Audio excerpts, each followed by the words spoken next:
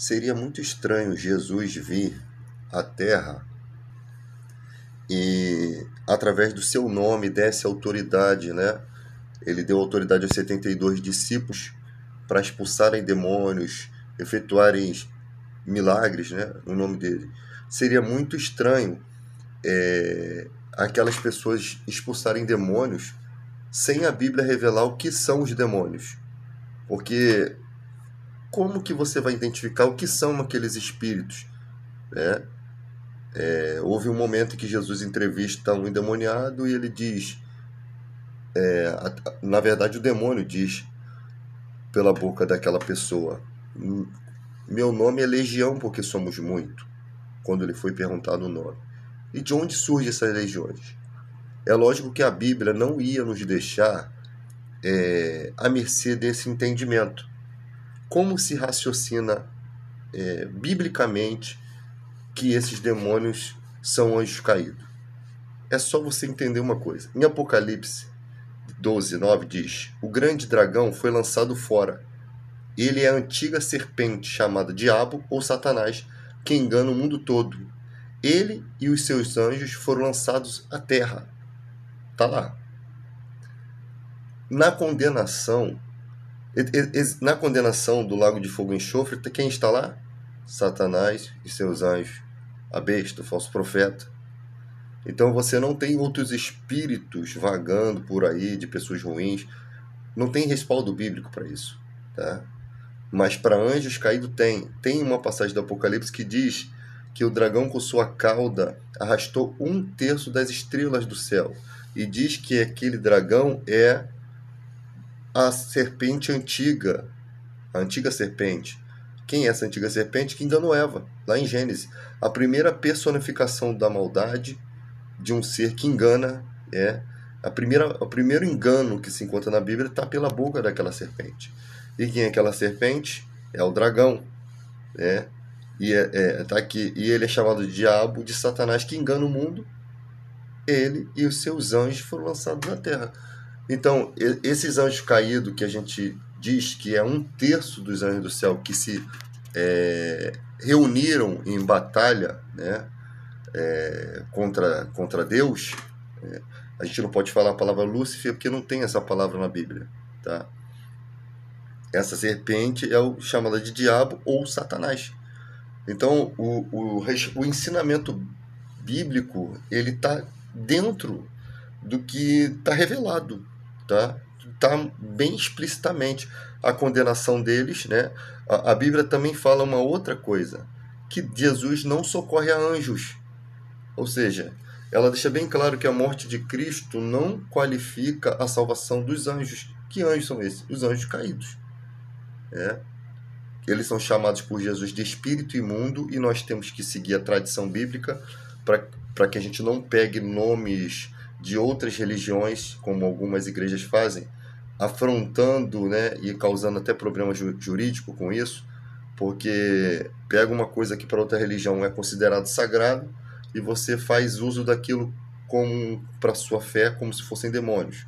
Então você causa um problema entre religião, tá? E olha como é que Jesus é sábio.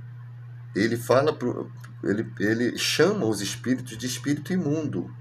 Ou seja, ele não dá nome, né? Ele não dá nome, até porque se eles como anjos, eles deviam ter algum nome. Mas quando eles caem dos céus, eles todos são classificados como impuros, como sem nomes, perderam a sua força. Você vê que na Bíblia os dois únicos nomes de anjos que tem é o arcanjo Miguel, guarda de Israel, né? Não sei nem se Israel está merecendo ser guardado, porque tanto de coisa que já fez com os palestinos há décadas e continua fazendo, né? E quantos sacodes tomou na história, né? E o anjo Gabriel. Engraçado que o anjo Gabriel, ele na religião islâmica, ele é o ser mais prestigiado, né? Na religião judaica já é o arcanjo Miguel, tá? E então nessa questão de guerra aí de Israel e tal, em Palestina, você vê quantos sacodes Israel tomou, né, na vida. E o Deus de Israel sempre foi o Deus de Israel. Por que tomaram tanto sacode? Imperador Tito, Imperador Adriano, os romanos, por conta da desobediência. Jerusalém, Jerusalém, que mata os profetas. Quantas vezes eu quis vos juntar, né? Jesus disse, como a galinha estende a sua espina e cobre, né, os pintinhos, né? Também Jesus falou, quase foi apedrejado, que Deus preferiu enviar o profeta para curar Naamã, comandante da Síria, do que curar os leprosos de Israel, né? As viúvas de Sarepta, a viúva de Sarepta, do que trazer alimento para as viúvas que passaram necessidade em Israel. E por conta dessa fala de Jesus, os fariseus, os judeus tentaram lhe apedrejar, porque Jesus estava falando na cara deles que Deus, que é o Deus de Israel, não estava se agradando. Simples assim. E passou a abençoar outras nações. É o que pode acontecer futuramente. Com todo esse fanatismo, esses líderes sionistas fanáticos que tem Israel atualmente, da extrema-direita, pode acontecer isso. Tá? Ou talvez Deus se compadeça das pessoas humildes, né, que moram ali. Então, você percebe que a Bíblia ela é toda respaldada nesse critério de conhecimento. Então, quando você vai debater, você tem que levar um argumento plausível, né? Uma coisa que tem uma lógica. E se você estudar a Bíblia, você vai entender que realmente está tudo conforme o que é ensinado. O próprio nome Jesus foi dado pelo anjo, né? O anjo mandou Maria dar esse nome a ele. E é o nome que nos foi dado. Os judeus vivem falando, não, que o nome de Deus é mais importante, mas a Bíblia fala que na terra, os judeus não creem na nossa Bíblia, né? Não há nome maior, né? Pelo qual devamos ser salvos. Não há nome maior do que o de Jesus. Quem morreu por nós, tanto judeus quanto gregos quanto gentios, foi Jesus. Quem nos concede o arrependimento, o perdão dos pecados? Quem nos concede a vida eterna? Né? Quem é o príncipe da paz?